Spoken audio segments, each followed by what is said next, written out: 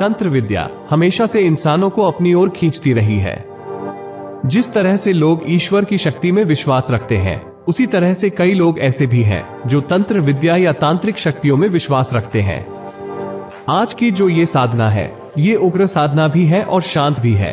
आप इसे घर में रहकर भी कर सकते हैं, लेकिन अगर मैं इस साधना के मूल रूप की बात करूं, तो ये साधना उग्र ही होती है।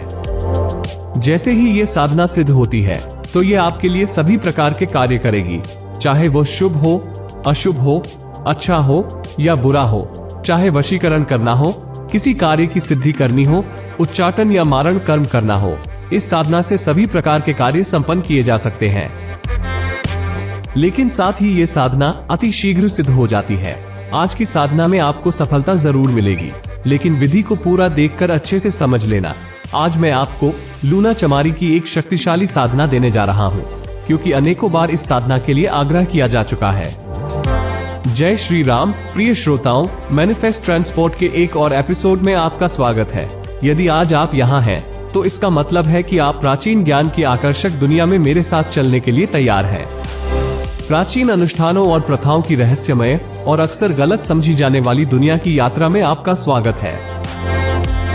आज मैं आपको एक अत्यंत सरल विधान और पूर्णतः सात्विक विधान के साथ ये साधना देने वाला हूँ। हो सकता है साधना में सफलता मिलने में थोड़ा समय लग जाए, परंतु ये निश्चित है कि एक बार जब ये देवी सिद्ध हो जाती है, तो आपके सभी कार्यों की सिद्धि करती है। कोई भी काम हो, अच्छा हो, बुरा हो, शुभ हो या अशुभ हो, चाहे किसी के फायदे के लिए हो या किसी के नुकसान के लिए हो, लेकिन मैं हमेशा कहता हूँ कि जब भी कोई साधना करो, तो वो हमेशा जनहित के लिए होनी चाहिए। साधना सोच समझ कर करें। यदि आप ऐसा करते हैं, तो निश्चित ही आपका भी कल्याण होगा, अन्यथा कहीं ना कहीं आपको इसका दुष्परिणाम भी भुगतना पड़ता है।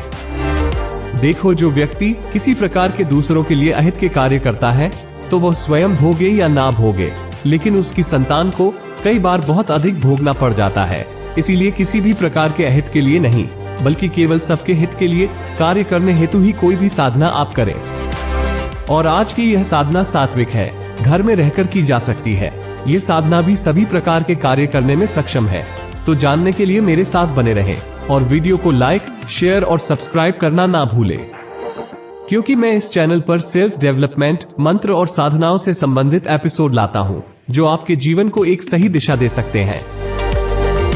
तो चलिए और अधिक विलंब नहीं करते हैं और समझ लेते हैं कि किस प्रकार से देवी की साधना करनी है और किस प्रकार से देवी के मंत्रों का जप करना है, कब करना है, कैसे करना है और क्या विधि है।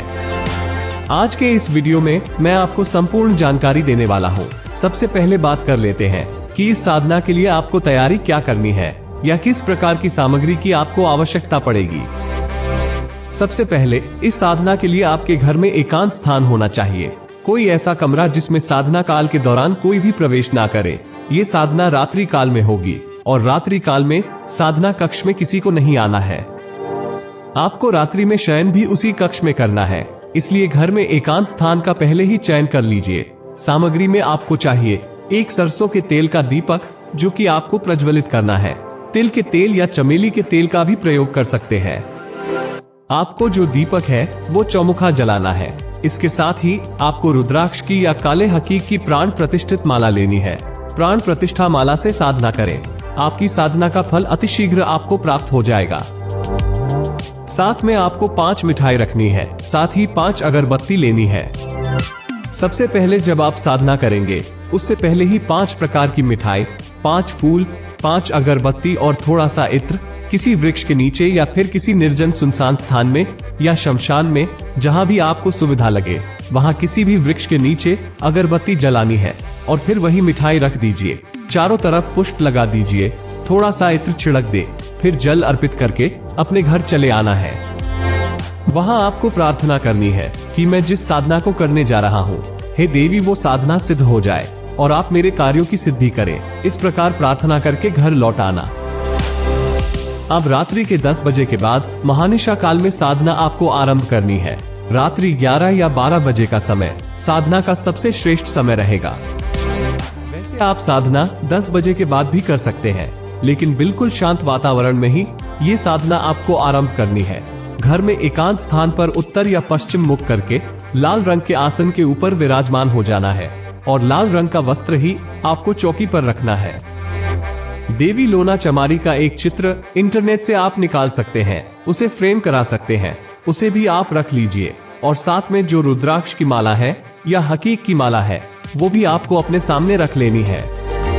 अब सामान्य सा पूजन करना है। पंच देवों का, गणपति जी का, गुरुदेव का, कुलदेव, पितरदेव, इन सब का पूजन कीजिए और प्रार्थना कीजिए कि आपकी साधना में सहायक हो, विघ्नों का नाश हो और किसी भी प्रकार की दिक्कत परेशानी आपकी साधना में ना आए। इसके बाद में देवी लूना चमारी का सामान्य सा पंचोपचार रीति से पूजन कर लीजिए। जब आपका पूजन संपन्न हो जाए तब भैरव जी का पूजन संपन्न कीजिए।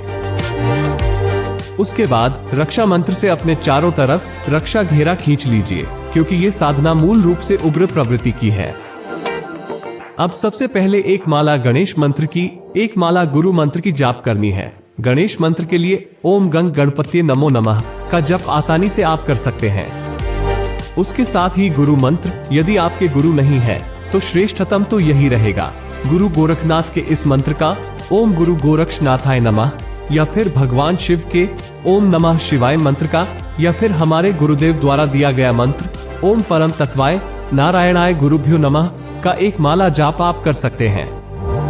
मैं बार बार निवेदन करता हूँ और बताता हूँ कि अगर गुरु दीक्षा नहीं ली है तो उग्र साधना को करने से परहेज रखना चाहिए। हालांकि इस साधना में बहुत बड़े नुकसान की आशंका नहीं है, परंतु फिर भी यदि आपके गुरु नहीं है तो चूक होने की संभावनाएं बढ़ जाती हैं।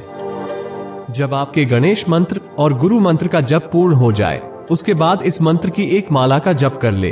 अगर अधिक करना चाहे तो आपकी इच्छा है, वैसे एक माला जाप पर्याप्त है। जप के उपरांत में देवी को भोग लगाए, उसके बाद में क्षमा प्रार्थना कीजिए और समर्पण कीजिए। अब आसन को प्रणाम कीजिए और उसके बाद साधना से उठ जाइए। भोग सामग्री ऐसे ही रखे रहने दीजिए। प्रातःकाल इस भोग सामग्री को किसी निर्जन स्थान पर रखाइए। इस प्रकार यह साधना 21 दिन लगातार चलेगी। प्रथम दिन और अंतिम दिन 5 मिठाई का भोग आपको अवश्य रखना है।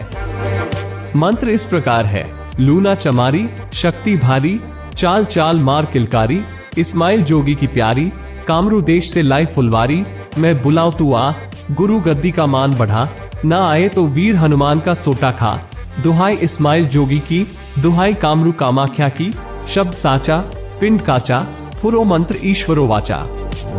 अत्यंत सरल मंत्र है। मंत्र पहले कंठस्थ करना है और उसके बाद ही मंत्र का जप कीजिएगा।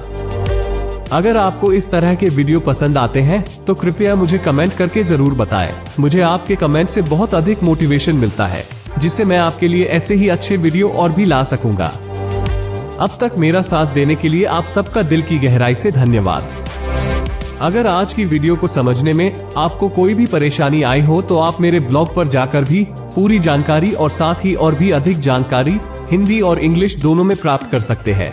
ब्लॉग का लिंक डिस्क्रिप्शन में दे दिया गया है। इसलिए मैं आपको मंत्रों की शक्ति और इन पर विश्वास करने के विचार के लिए आमंत्रित करता हूँ। कहीं न कहीं हमारी समझ से परे एक शक्ति है जो वास्तविक है। चाहे आप इस प्राचीन अनुष्ठान को शुरू करना चुने या बस इसे कहानी समझकर आनंद लें, याद रखें, ब्रह्मांड हमेशा सबकी बातें सुनता रहता है। वो हमेशा सच्चे दिल की पुकार का जवाब देने के लिए तैयार रहता है।